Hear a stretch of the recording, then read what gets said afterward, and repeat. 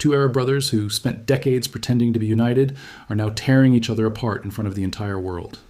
And the thing that broke them is not oil, not money, not power alone. It is Israel. One of them made a deal with Israel 5 years ago, built military bases with Israel, shared intelligence with Israel, and quietly started expanding Israel's reach across the most strategic waterways on the planet. The other one just bombed that deal into pieces. Saudi Arabia, the most powerful Arab nation on earth, the self-declared guardian of Islam, the country that controls the two holiest cities in the world, has decided it has had enough. And it is not staying quiet about it. It is doing something that nobody expected. It is calling out the UAE by name in public, in front of the entire Arab world, accusing it of acting as Israel's puppet, accusing it of spreading chaos, and systematically dismantling every single move the UAE has made alongside Israel across Yemen, Sudan, Somalia, and the Red Sea. This is not a private argument between two Gulf neighbors. This is a strategic war playing out across multiple countries simultaneously, and whoever wins this war will determine who controls the future of the Middle East for the next 50 years. And before we get into how this war is actually being fought, you need to understand something that most people get completely wrong about this region.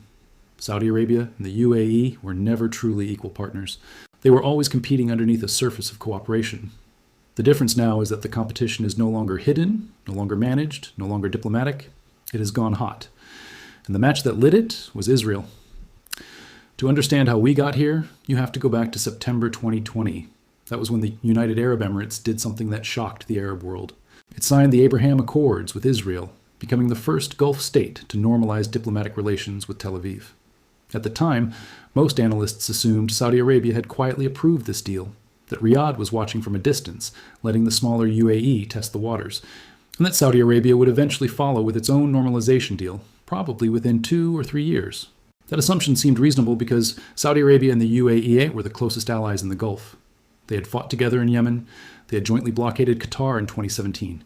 Mohammed bin Salman and Mohammed bin Zayed were seen as a dual force reshaping the Arab world into a more modern, more security-focused pro-Western bloc. But behind that alliance, something was rotting. And October 7th, 2023, cracked it completely open. When Hamas attacked Israel and Israel launched its campaign in Gaza, the Arab street exploded in fury. Thousands of Palestinians were being killed every week. Images of bombed hospitals and starving children flooded every phone screen across the Arab world. In that moment, the UAE's deal with Israel stopped looking like diplomacy and started looking like betrayal. Saudi Arabia felt this pressure intensely. MBS, Mohammed bin Salman, is not just a king in waiting. He is the man who declared himself the leader of the modern Arab world. He cannot be seen shaking hands with Israel while Gaza burns. So publicly, he dug in. He stated clearly, and without any ambiguity, that Saudi Arabia would never normalize relations with Israel without a clear, irreversible roadmap to a Palestinian state, with East Jerusalem as its capital. That was not a negotiating position. That was a wall, and behind that wall, something much bigger was starting to move. Because while Saudi Arabia and the UAE still appeared to be allies on the surface, underneath they were moving in completely opposite directions. The UAE kept quietly deepening its ties with Israel. It expanded security cooperation. It allowed Israeli intelligence operations to take root in territories it influenced. It continued building commercial and military relationships that stretched far beyond what any normal trade deal would require. And crucially, it started extending that Israel partnership into new geography that Saudi Arabia considers its backyard. Yemen was the first place this exploded, and the explosion was real. And before we get to Yemen, we need to pause on a detail that most coverage skips over entirely. The UAE did not just sign a piece of paper with Israel and call it a day. The Abraham Accords unleashed a wave of military and intelligence cooperation that has been growing quietly for 5 years. Israeli security firms started operating in the UAE. Israeli surveillance technology was deployed. Israeli military advisors worked alongside Emirati forces on threat assessment. And Israeli intelligence, one of the most sophisticated in the world, began sharing information about Iran, about Houthi movements, about regional actors, in ways that significantly strengthened the UAE's security posture. In return, the UAE gave Israel something priceless: geographic reach. The UAE's ports, its military relationships, its influence in Somalia, in Yemen, in East Africa, all of that became part of a combined strategic picture that extended Israel's operational awareness far beyond its own borders. Saudi Arabia watched this grow year by year and felt something that it had not felt about the UAE before. It felt threatened. Because here's the thing. Every country the UAE embedded Israeli influence into is a country that also touches Saudi Arabia's strategic perimeter. Yemen shares a land border with Saudi Arabia. The Red Sea runs along Saudi Arabia's entire western coast. Sudan sits directly across the Red Sea from the Saudi coast. Somalia controls shipping lanes that Saudi oil exports depend on. When Israel's reach started extending into all those geographies through UAE-controlled infrastructure, Saudi Arabia was no longer watching a friendly neighbor build useful partnerships. It was watching a foreign military power gain access to its own strategic neighborhood through the back door. And that changed everything. But before diving into what happened in December 2025, you need to understand why the Red Sea has become the most contested waterway on Earth right now, because that context makes everything else make perfect sense. The Red Sea is not just a body of water, it is the artery through which 12% of global trade flows every single year. It is the route that connects Europe to Asia, that moves oil from the Gulf to the West, that carries container ships loaded with everything from electronics to grain to clothing. Whoever controls the choke points along the Red Sea controls enormous leverage over the global economy. There are essentially three critical choke points on the Red Sea. The Suez Canal at the top, where Egypt sits, the Bab el-Mandeb Strait at the bottom, where Yemen, Djibouti, and Eritrea converge, and Socotra, the strategically located Yemeni archipelago that sits in the Gulf of Aden, right where the Red Sea meets the Indian Ocean. The UAE has spent years quietly establishing influence over all three of these zones, not through Egypt and not through Suez, but through Socotra and through Bab el-Mandeb. And with Israel now part of that strategic picture, Saudi Arabia started doing the math and did not like the answer it got.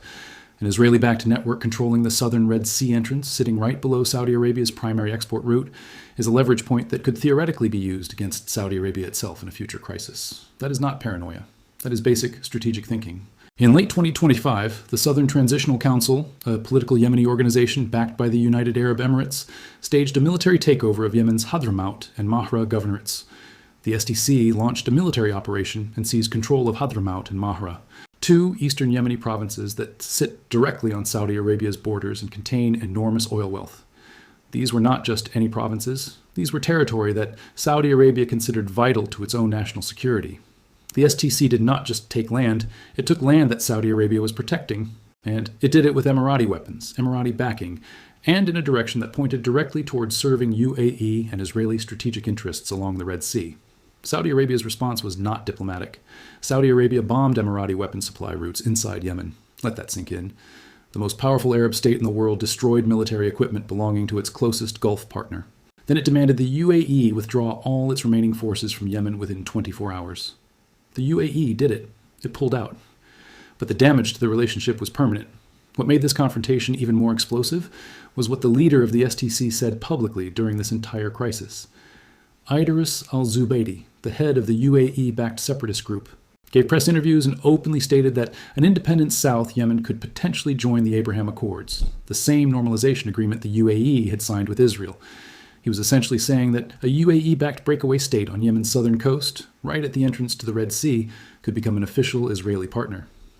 For Saudi Arabia, that was not just a red line, that was an existential alarm.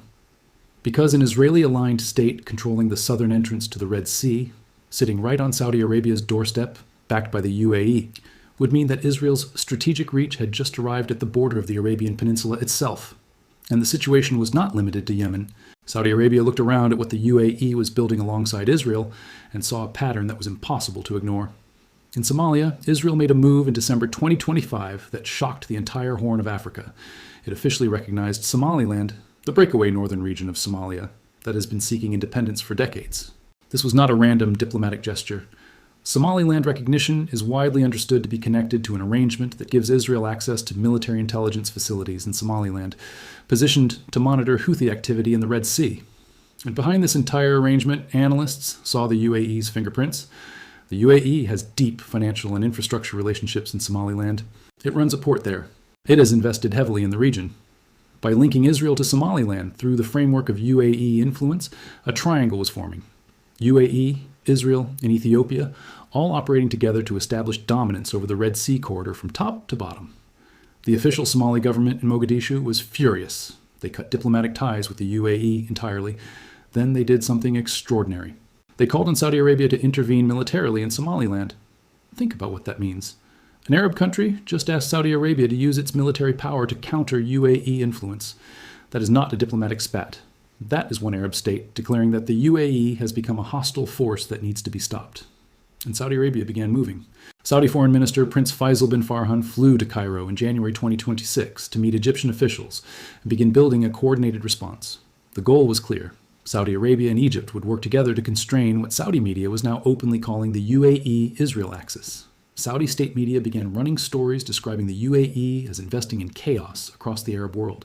Saudi commentators called the UAE Israel's stooge in the region. These are not the words of two friendly neighbors disagreeing over policy details. These are the words of a country that has decided its former ally has crossed a fundamental line. In Sudan, the story was the same, but with a different bloody backdrop. Sudan has been tearing itself apart since April 2023, when the Sudanese armed forces and the Rapid Support Forces went to war against each other. The SAF is backed by Saudi Arabia and Egypt. The RSF, which has been accused of systematic atrocities, including mass killings and displacement of millions of civilians, has been backed by the UAE. International investigations have documented Emirati weapons flowing to the RSF. Saudi Arabia was watching a humanitarian catastrophe unfold in a neighboring Arab country, and the weapons making it worse were coming from its supposed Gulf partner. During MBS's visit to Washington in November 2025, he reportedly pressed President Trump directly to increase pressure on the UAE over its role in Sudan. This was extraordinary. Saudi Arabia was going to the United States and using its enormous diplomatic weight to lobby Washington against its own Gulf neighbor. After that visit, Saudi Arabia visibly increased its material support to the Sudanese armed forces, accelerating what had quietly been a proxy war between Riyadh and Abu Dhabi into something much more direct. Now zoom out and look at all of this together because the picture becomes unmistakably clear. Yemen, Sudan, Somalia, the Red Sea. In every single one of these arenas, the UAE is aligned with Israel, or moving in a direction that serves Israeli strategic interests. And in every single one of these arenas, Saudi Arabia is now actively pushing back. This is not coincidence. Saudi Arabia has made a strategic decision that the UAE-Israel partnership has grown too dangerous to tolerate, and it is using every instrument of power it has to dismantle it. Military force in Yemen, diplomatic coalitions with Egypt and Turkey, lobbying in Washington, public media campaigns, economic pressure. Saudi Arabia is running a full-spectrum operation against the UAE's Israel strategy, and it is not hiding it. But to really understand what is driving Saudi Arabia here, you need to understand two deeper things. The first is the Palestinian issue and what it means for Saudi Arabia's identity and power. The second is Saudi Vision 2030 and the economic war that is running parallel to all of this geopolitics. Saudi Arabia is not just a country. It is the custodian of Mecca and Medina. It is the nation that 1.8 billion Muslims around the world look to as the spiritual and political center of the Islamic world. The king of Saudi Arabia does not just hold a political title. He holds the title of custodian of the two holy mosques. That title carries an obligation, and that obligation makes it politically impossible for Saudi Arabia to normalize with Israel while Palestinian civilians are being killed, while Gaza lies in ruins, while there is no Palestinian state and no credible pathway to one. MBS understands this more deeply than any Western analyst seems to. When he says Saudi Arabia will not normalize with Israel without a Palestinian state, he is not just making a foreign policy statement.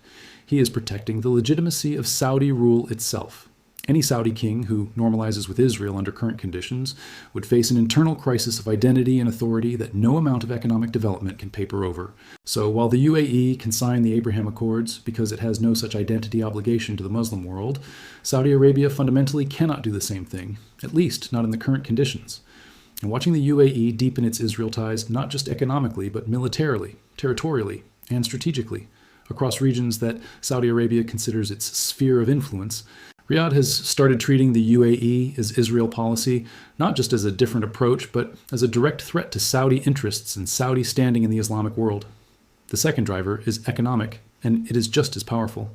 Saudi Arabia is in the middle of Vision 2030, the most ambitious transformation project in the country's history.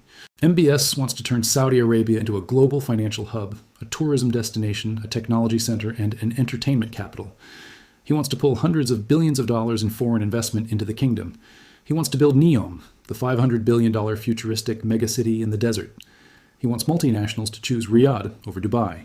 And the UAE, specifically Dubai and Abu Dhabi, has been the dominant commercial and financial capital of the Arab world for 30 years. Saudi Arabia cannot fulfill Vision 2030, while Dubai continues to vacuum up the investment, the talent, and the business relationships that Saudi Arabia needs.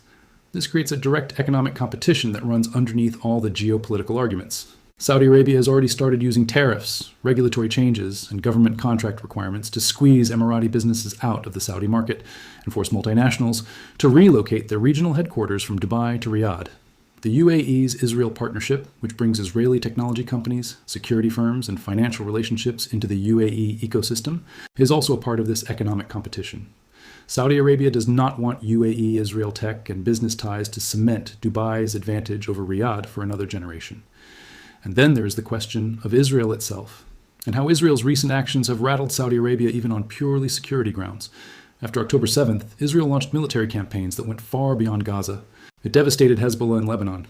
It struck Iranian military infrastructure multiple times. It bombed Syrian targets. It attacked Houthi positions in Yemen repeatedly. It even struck Hamas targets inside Qatar, which is Saudi Arabia's neighbor.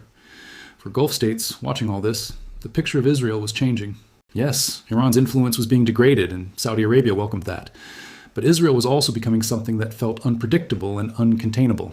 When Israeli politicians started making public statements about targeting Syria's new transitional leader, and when voices in Jerusalem talked about reshaping the entire Middle East map by force, Saudi Arabia started worrying that Israel was becoming a source of instability rather than a source of security, and the UAE was deepening its strategic bond with this same Israel. Saudi Arabia made a calculation. The closer the UAE gets to Israel, the more Saudi Arabia's neighboring countries become vulnerable to Israeli power projected through Emirati-controlled infrastructure and relationships.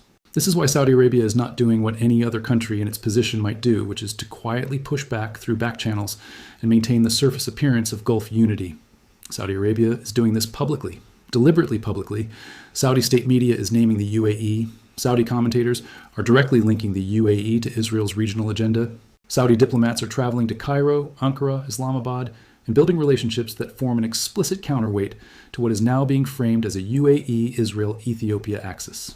Saudi Arabia wants the Arab world to see this. It wants Muslim countries globally to see this. It wants the United States to see this. The public nature of this confrontation is itself the message. It is Saudi Arabia saying to every country in the region, you have to choose. You are either with the framework we are building, one that demands Palestinian rights and Arab sovereignty and regional stability on our terms, or you are with the UAE-Israel approach. And if you choose that approach, you are choosing against Saudi Arabia. For the United States, this creates an enormous complication. Washington desperately wants Saudi-Israeli normalization. The Trump administration sees it as the cornerstone of a grand Middle East peace architecture. U.S. officials have been working for years to build the conditions for a Saudi-Israel deal that would lock in American dominance in the region for decades. But Saudi Arabia's public break with the UAE, his Israel strategy, makes that goal harder by the month. Every time Saudi media calls the UAE Israel's stooge, it hardens Saudi public opinion further against any normalization deal. Every time Saudi Arabia bombs Emirati supply lines in Yemen or blocks UAE influence in Sudan, it demonstrates that Riyadh is willing to pay a real cost to resist the UAE-Israel axis. And every time Israel takes another military action in the region that destabilizes a government that Saudi Arabia is supporting, whether in Syria or Yemen or Sudan, the case for normalization collapses further inside Saudi Arabia's own strategic calculations. For Israel, the Saudi-UAE split is deeply concerning for a different reason. The Abraham Accords strategy was always built on a specific logic. Arab states would normalize with Israel without requiring a Palestinian state. The UAE proved it was possible. Bahrain followed. Morocco followed. The goal was to build enough momentum that Saudi Arabia would eventually come along, and once Saudi Arabia normalized, the Palestinian issue would be effectively buried under the weight of regional economics and security cooperation. That plan now looks broken. Saudi Arabia is not just refusing to normalize, it is actively campaigning against the normalization framework. By publicly attacking the UAE's approach and building coalitions of countries that frame Israel as a destabilizing force rather than a security partner. If Saudi Arabia succeeds in establishing a regional narrative where the UAE-Israel partnership equals chaos and aggression, then the Abraham Accords lose their power as a model for the broader Arab world. The deepest thing to understand about all of this is what it reveals about the nature of power in the modern Middle East. For 2 decades, the conventional wisdom was that Arab states were converging toward a common framework of pragmatic cooperation with Israel, driven by shared fears of Iran and shared desires for Western security guarantees. October 7th and the Gaza war did not just interrupt that convergence. It exposed a fault line that was always there but that had been papered over. On one side of that fault line is the UAE approach, which says that Arab-Israeli normalization can happen independent of Palestinian rights. That economic and security integration with Israel serves Arab interests, regardless of what happens to Palestinians. and that the way to thrive in the modern Middle East is to be so commercially and militarily interconnected with global powers, including Israel, that you become indispensable to everyone. On the other side is the Saudi approach, which says that Arab legitimacy and identity cannot be separated from the Palestinian cause, that any framework that tries to do so will ultimately generate instability rather than peace, and that Saudi Arabia's unique role as the center of the Islamic world requires it to hold a line that smaller, identityless commercial states like the UAE are free to cross. These two visions are now in direct, open conflict. And the battlefield is not just Yemen or Sudan or Somalia. The battlefield is the identity of the Arab world itself. Saudi Arabia is betting that by publicly attacking the UAE's Israel strategy, it can rally enough Arab and Muslim support to define what the region's future looks like. It is betting that the UAE, for all its commercial power and financial sophistication, does not have the moral and political weight to sustain a regional strategy that openly defies Palestinian rights and Arab public opinion. And it is betting that by forcing this confrontation into the open now, it can prevent the UAE-Israel-Ethiopia axis from establishing enough control over the Red Sea and the Horn of Africa to become irreversible. Whether Saudi Arabia is right will determine more than just the outcome of one regional rivalry. It will determine whether the Abraham Accords were the beginning of a new Middle East or just a detour before the Arab world reasserted a different vision. It will determine whether Israel can build a lasting strategic architecture in the Arab world by working through smaller commercial states like the UAE, or whether the region's most powerful nation will ultimately force a reckoning with the Palestinian issue that cannot be bypassed. It will determine who controls the Red Sea, who shapes the future of Yemen and Sudan and Somalia, and whether the center of Arab commercial and political power shifts from Dubai and Abu Dhabi to Riyadh. And it will determine what kind of Middle East the United States inherits from this decade, one where Saudi-Israeli normalization anchors a new order, or one where Saudi Arabia has built a competing coalition that blocks that order from ever arriving. Right now, the momentum is with Saudi Arabia. It moved first, moved hard, and moved publicly. The UAE has largely stayed quiet, which itself is revealing. The UAE knows that in a direct public confrontation over the Arab world, its identity and the Palestinian question, it is fighting on the wrong terrain. Abu Dhabi's power is economic and commercial, not moral and religious.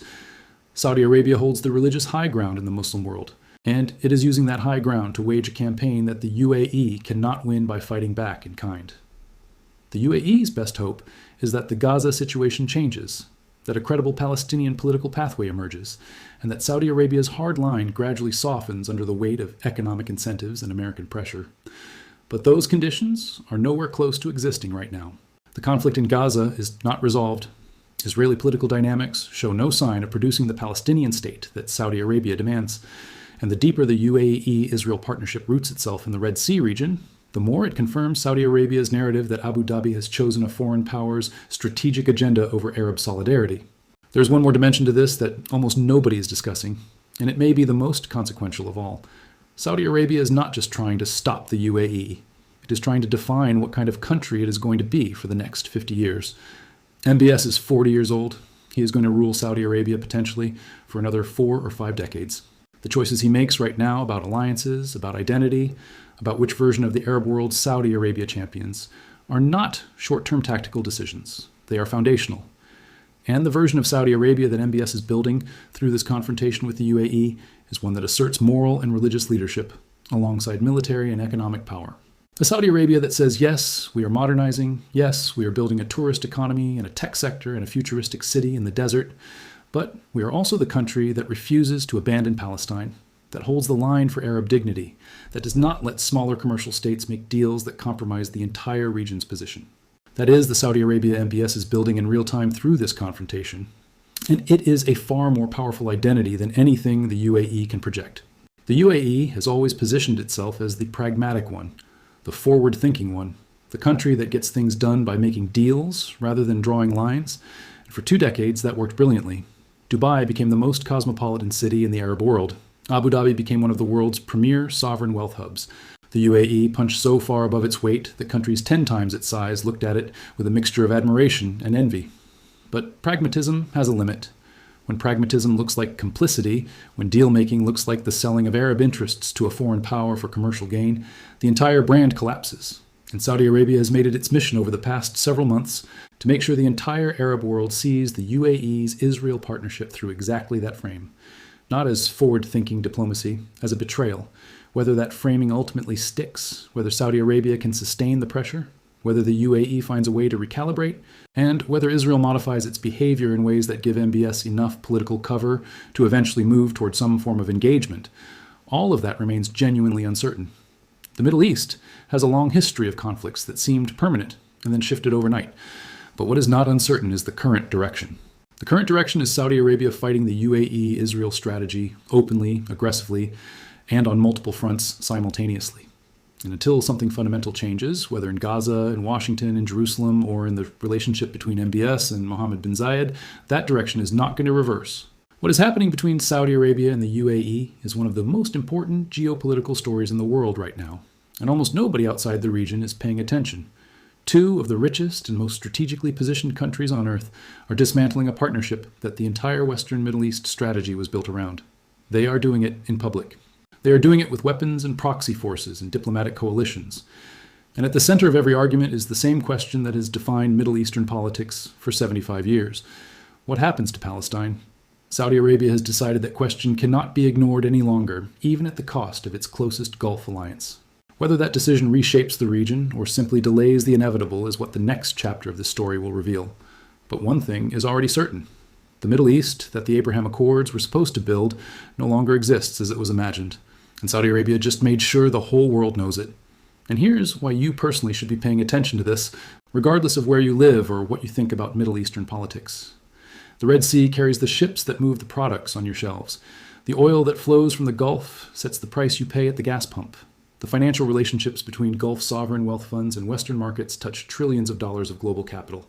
When Saudi Arabia and the UAE go to war over who controls the future of the Red Sea region, the consequences do not stay in the Middle East. They travel. They travel through shipping lanes. They travel through oil markets. They travel through investment decisions made by funds managing hundreds of billions of dollars. The stability or instability of this confrontation between Riyadh and Abu Dhabi will shape global economics in ways that most investors and analysts are not yet pricing in. The Abraham Accords were supposed to be the foundation of a stable, integrated, pro-Western Middle East. Saudi Arabia is now publicly pulling that foundation apart. And nobody who watches global power should be sleeping on what happens next.